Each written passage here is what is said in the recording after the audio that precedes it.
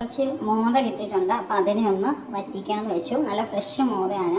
അതുപോലെ നമ്മുടെ നാട്ടിലത്തെ പോലെ തന്നെ നാട്ടിലൊക്കെ നമുക്ക് എന്താ പറയുക, കുറേ ദിവസങ്ങളൊക്കെ ആയിട്ടല്ലേ നമുക്ക് മീനൊക്കെ കിട്ടാറ് നമ്മുടെ കയ്യിലെത്തും. ഇത് നല്ല ഫ്രഷ് മോദയാണ്. പിടിച്ച് കഴിഞ്ഞ് 2 മണിക്കൂറൊക്കെ കഴിഞ്ഞ് നമ്മുടെ കയ്യിലെത്തുന്ന മോദയാണ്. അപ്പം നമ്മൾ അത്രയും ടേസ്റ്റ് ഉണ്ട്. കറി വെച്ച് കഴിഞ്ഞാൽ അത്രയും ടേസ്റ്റ് ഉണ്ടാവും.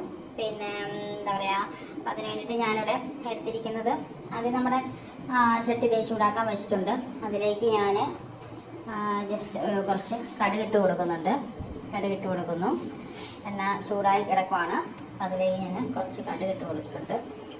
കടുക് ഒന്ന് പൊട്ടി വന്നതിന് ശേഷം നമ്മുടെ ഉലുവ കുറച്ച് ഉലുവ വരുന്നുണ്ട്. അതേപോലെ ഇതിന് ഡെപ്പ, ഈ ഉലുവയുടെ ഡെപ്പ ശരിക്കും ഇടണം എന്നാന്ന് വെച്ചിട്ട് ഉലുവയ്ക്ക് ഒരു ഡെപ്പ ഉണ്ടാക്കണമെന്ന് വെച്ചിട്ട് ഇതന്നെ നടന്നത് ചെറുത് വരണം. അപ്പം അതിനെ ഞാനത് കവറിനകത്ത് തന്നെ വെച്ചിരിക്കുകയാണ്. പിന്നെ അതേ എല്ലാവർക്കും എന്താ വിശേഷം, ഓണമൊക്കെ ആയെന്ന് വിശ്വസിക്കുന്നു. ഇന്ന് രാവിലെ എണീറ്റ് അപ്പോൾ ഇത്രയും ഫ്രഷായ മീൻ ഇന്നലെ വൈകിട്ട് കിട്ടിയതാണ്. അപ്പം അതിനെ ഒന്ന് എന്താ പറയുക, നേരം കളയാതെ തന്നെ കറി വെച്ച് വറ്റിച്ചൊക്കെ വെക്കുവാണെങ്കിൽ പിന്നെ ബാക്കി എന്തെങ്കിലും തോരനോ ചാറുകറിയോ അങ്ങനെ എന്തെങ്കിലുമൊക്കെ ഉണ്ടാക്കിപ്പോരെ. അപ്പോൾ അതുകൊണ്ട് ഇന്ന് രാവിലെ തന്നെ അതിൻ്റെ പരിപാടിയിലേക്ക് കിടക്കാമെന്ന് വെച്ചു. പിന്നെ നമ്മുടെ കടുക്, അതുപോലെ തന്നെ കടുക് പൊട്ടി അതിന് ശേഷം നമ്മുടെ ഉലുവ ചെറുതായിട്ട് മൂത്ത് വരുന്നുണ്ട്. അപ്പം മൂത്ത് വന്നതിന് ശേഷം നമ്മൾ അതിലേക്ക് കൊടുക്കാൻ പോകുന്നത്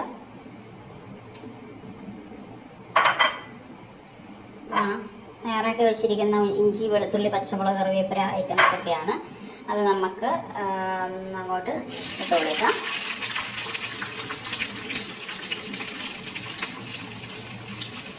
അതൊന്ന് വഴണ്ട് ഒരു ബ്രൗൺ നിറമാകുന്നോടം വരെ നമുക്ക് വെയിറ്റ് ചെയ്യാം. ഇച്ചിരി നന്നായിട്ട് ബ്രൗൺ നിറമായിട്ട്, കാരണം അത് ഇരിക്കേണ്ട മീനായതുകൊണ്ട് മോദയൊക്കെ ആകുമ്പം കുറച്ച് ഇരുന്നോളുമല്ലോ, വറ്റിച്ചൊക്കെ വെച്ച് കഴിഞ്ഞാൽ ഇരുന്നോളും. അപ്പോൾ അതുകൊണ്ട് കുറച്ച് ഒന്ന് ഈ നമ്മുടെ ഇഞ്ചി, വെളുത്തുള്ളി, പച്ചമുളകൊക്കെ ഒന്ന് ചെറുതായിട്ട് നന്നായിട്ട് ഒന്ന് വെള്ളമൊക്കെ വറ്റി അതിൻ്റെ പച്ചനിറമൊക്കെ മാറി ഇത് ഡ്രൈ ആയിട്ട് എടുക്കുന്നതാണ് നല്ലത് വറ്റിക്കാൻ. അപ്പോൾ അതാകുമ്പം ഇരുന്നോളും, നമുക്ക് തിളപ്പിക്കുക പോലും വേണ്ട, അതാകുമ്പോൾ ഇരുന്നോളും. അത് കുറച്ച് നേരം അടുപ്പിലിരുന്ന് വഴുന്നോളം വരെ നമുക്ക് വെയിറ്റ് ചെയ്യാം. ആ സമയത്ത് നമുക്കിവിടെ നമ്മുടെ മുളക് പൊടി കാശ്മീരി മുളക് പൊടിയാണ് ഞാൻ എടുത്തിരിക്കുന്നത്. ഇപ്പോൾ കാശ്മീരി മുളക് പൊടിക്കകത്ത് ഞാൻ ചേർത്തിരിക്കുന്നത് ഒന്നുമില്ല, സാധാരണ നമ്മുടെ മഞ്ഞൾപ്പൊടി, അത് വീട്ടിൽ നിന്ന് കൊണ്ടുവന്ന മഞ്ഞൾപ്പൊടിയാണ്. പിന്നെ കാശ്മീരി മുളക് പൊടി ഇട്ടിട്ടുണ്ട്. അതിനകത്ത് ഉപ്പ്, അതുപോലെ ലേശം പുളിവെള്ളം ഞാൻ ചേർത്തിട്ടുണ്ട്. അപ്പോൾ ആ പുളിവെള്ളം ചേർത്തിട്ടാണ് ഇതിനെ നനച്ചിരിക്കുന്നത്. പുളിവെള്ളം, ഉപ്പ്, അതുപോലെ കാശ്മീരി മുളക് പൊടി, നമ്മുടെ വീട്ടിൽ നിന്ന് കൊണ്ടുവന്ന സ്വന്തം നമ്മുടെ മഞ്ഞൾപ്പൊടി, ഇത്രയും ചേർത്ത് കുതിർക്കാൻ വെച്ചിട്ടുണ്ട്. പിന്നെ ഇത് പുളി ഞാൻ വെള്ളത്തിലിട്ട് വെച്ചേക്കാണ്. അത് 2 കഷ്ണം എടുത്തിട്ടുള്ളൂ, കാരണം ഭയങ്കര ഉറയുള്ള പുളിയാണ്. അതും നമ്മൾ നാട്ടിൽ നിന്ന് കൊണ്ടുവന്നതാണ്. ഇങ്ങനെ നമുക്ക് ചെറുതായിട്ട് ഇളക്കി കൊടുക്കാം. മൂട്ടിരിക്കും. വറുത്തത് തന്നെയല്ല, എനിക്ക് നന്നായിട്ട് വറുത്ത് എടുക്കുമ്പോൾ അതിനൊരു ഫ്ലേവറുണ്ട്, പ്രത്യേക ഫ്ലേവറുണ്ട്. ഇങ്ങനെ വഴറ്റി, ചിലരിങ്ങനെ വഴറ്റി അധികം നേരം നമ്മൾ ഇത് മൂപ്പിക്കാൻ വയ്ക്കാറില്ല, ഇങ്ങനെ വഴറ്റിയിട്ട് കറി വയ്ക്കാം. അതല്ല, അത് ഇതെല്ലാം ഒന്ന് ശരി ഒന്ന് ഡ്രൈ ആവുകയാണെങ്കിൽ, നല്ലൊരു ബ്രൗൺ നിറം ആവുകയാണെങ്കിൽ അത് നല്ല ഒന്നും കൂടെ ടേസ്റ്റ് വരും കറിക്ക്. നേരത്തെ പറഞ്ഞ പോലെ ഇരിക്കുകയും ചെയ്യും, കേടായും പോകുന്നില്ല. നമുക്ക് ഒന്നോണം വരെ വെയിറ്റ് ചെയ്യാം. നമ്മുടെ മീൻകറിയുടെ അതോടെ ആകുന്നോടം വരെ എനിക്ക് വെയിറ്റ് ചെയ്യാൻ പറ്റാത്തത് കൊണ്ട് ഞാൻ ആ സമയം കൊണ്ട് ഇച്ചിരി ബ്രേക്ക്ഫാസ്റ്റ് അകത്താകാമെന്ന് വെച്ചു. രാവിലെ ചപ്പാത്തി ഉണ്ടാകുന്നു, പക്ഷേ ബണ്ണിരിക്കുന്ന കണ്ടപ്പം കൺട്രോൾ പോയി. അപ്പോൾ ബണ്ണും ചിക്കൻ കറിയും കൂട്ടി ഒരു ബ്രേക്ക്ഫാസ്റ്റ്. അപ്പോൾ അത് പെട്ടെന്ന് കഴിച്ചിട്ട് നമുക്ക് മീൻകറിയുടെ റെസിപ്പിയിലേക്ക് പോകാം കേട്ടോ. അപ്പം നമ്മുടെ ഇഞ്ചി, വെളുത്തുള്ളി, പച്ചമുളക് എല്ലാം കൂടെ ഒരു വൈകോടൻ നിറമായിട്ടുണ്ട്. ഇപ്പോൾ സത്യത്തിൽ ഒരു ആശ്വാസമായി, ബ്രേക്ക്ഫാസ്റ്റ് ഒക്കെ കഴിഞ്ഞപ്പോൾ ഒരു എനർജി കിട്ടിയ പോലെ. അപ്പം നമ്മൾ അതിലേക്ക് നമ്മുടെ എന്താണ് കാശ്മീരി ഇതെല്ലാം കൂടെ കുതിർത്ത് വെച്ചിരുന്ന കാശ്മീരി, മഞ്ഞൾപ്പൊടി, ഉപ്പ് ഇതെല്ലാം കൂടെ ഉള്ള ഇത് നമുക്ക് ഇതിനകത്തോട്ട് ആഡ് ചെയ്ത് കൊടുക്കാം. ഈ അരപ്പ് ശരിക്കും എണ്ണ തെളിയുന്നോണം വരെ മൂക്കണം. അതാണ് കണക്കെ. നല്ല കറുത്ത നിറം ആകണം.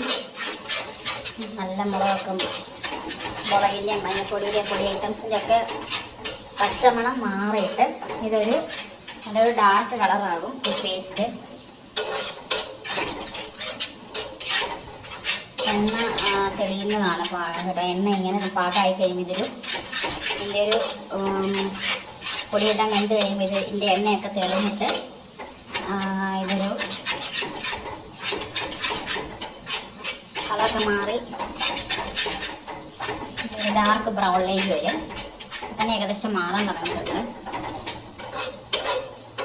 നമുക്കത് ഒന്ന് ആകുന്നോളം വരെ വെയിറ്റ്. നമ്മുടെ പേസ്റ്റ് ഇങ്ങനെ വരണ്ടത് ഈ പരുവത്തിലായിട്ടുണ്ട്. കളർ മാറിയതുണ്ടോ? ആ ഒരു പരുവത്തിലാകണം. മൂപ്പിക്കാൻ നമ്മൾ വറ്റിച്ച് വെക്കുന്നതുകൊണ്ടാണ്, മീൻ വറ്റിച്ച് വെക്കുന്നതുകൊണ്ടാണ് അരപ്പ് നന്നായിട്ട് ഡ്രൈ ആക്കി എടുക്കുന്നത്. അപ്പം അങ്ങനെയാകുമ്പോൾ നമ്മുടെ മീൻകറി എത്ര ദിവസം വേണമെങ്കിലും ഇരുന്നോളും. പ്രത്യേകിച്ച് നമ്മൾ ചട്ടിയിലും കൂടെ അല്ലേ ഉണ്ടാക്കുന്നത്. അപ്പം ഇതിലേക്ക് നമ്മൾ നേരത്തെ ആക്കി വെച്ച പുളിവെള്ളം ഒഴിക്കുന്നു. പുളിവെള്ളം കൂടെ ചേർത്ത്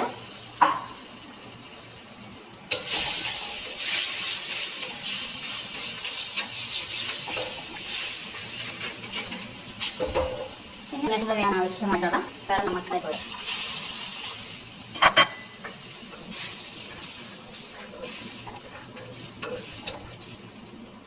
ഇതിനൊന്ന് തിളയ്ക്കാൻ കഷ്ണങ്ങളാണ്.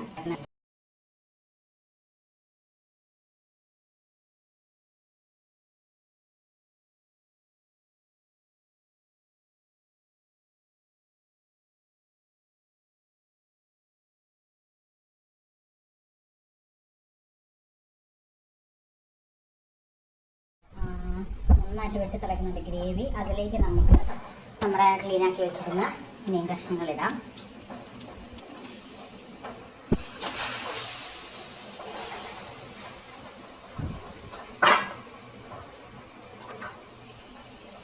മീൻ കഷ്ണങ്ങളൊക്കെ നമുക്കൊന്ന് ഗ്രേവി മുങ്ങി കിടക്കത്തെ വിധത്തിലൊന്ന് സെറ്റ് ചെയ്യാവേ.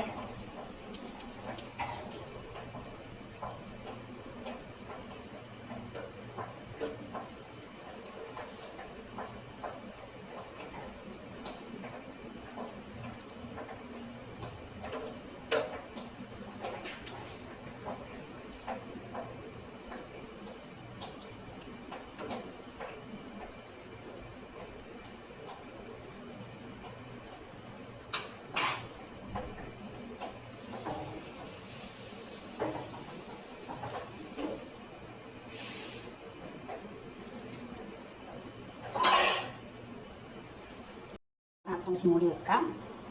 നമുക്ക് മീൻ വറ്റിച്ചത് ഇവിടെ തയ്യാറായിട്ടുണ്ട്.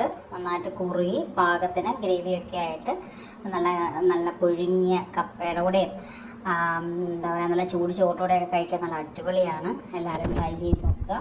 ഇഷ്ടമായെങ്കിൽ ലൈക്ക് ചെയ്യുക, സബ്സ്ക്രൈബ് ചെയ്യുക. Thank you.